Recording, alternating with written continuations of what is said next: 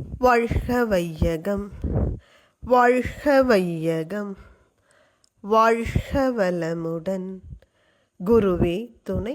அனைவருக்கும் இனிய காலை வணக்கம்.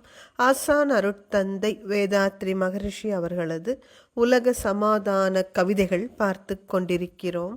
இன்று கவி எண் 64, உலக சமாதான சங்கம் வேண்டும் என்பது தலைப்பு. நலம் பலவும் வாழ்வில் அளித்து இன்பம் ஊட்டி நல்ல முறையில் அமைதி காட்டும் இந்த உலக சமாதானத்தில் ஆர்வமுள்ள உயர்ந்த அறிவாளிகள் சேர்ந்து ஒருமித்து எங்கும் நில உலக பொது சங்கம் நிறுவி மக்கள் நினைவினிலே இத்திட்டம் பதியச் செய்ய பல தேசத்தும் கிளைகளை பரப்பி பகுத்தறியும் ஆர்வத்தை ஊட்ட வேண்டும். அருட்தந்தை அவர்கள் சொன்னார்கள், ஆனால் நமக்காக காத்திருக்காமல் அவரை அதை செய்தும் காட்டிவிட்டார்கள். ஒரு அகில உலக பொதுவான சங்கம் அமைக்கணும்னு சொன்னாங்க. அவரே 1958 உலக சமுதாய சேவா சங்கம் தோற்றுவித்து இன்று அது உலகம் முழுவதும் தன் கிளைகளை பரப்பி தொண்டாற்றி கொண்டிருக்கிறது.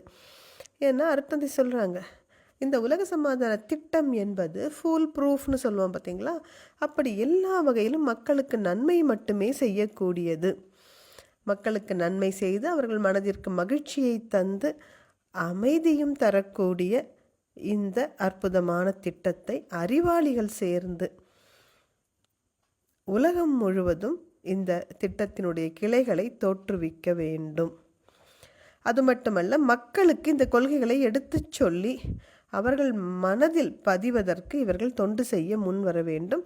மக்களை ஏன் எதற்கு என்ற கேள்விகளே கேட்காமல் தலையாட்டி பொம்மைகளாக வைத்திருந்த நிலையை மாற்றி அவர்களுக்கும் பகுத்தறியும் ஆர்வத்தை ஊட்டி சிந்திக்க வைக்கும் முயற்சியில் இந்த சங்கம் ஈடுபட வேண்டும்.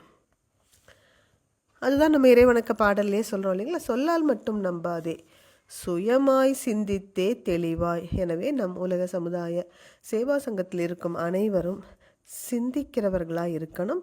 அதே போல் அருட்தந்தை சொல்லுவாங்க, இதை எப்படி பரப்புறதுன்னு யோசிக்காதீங்க.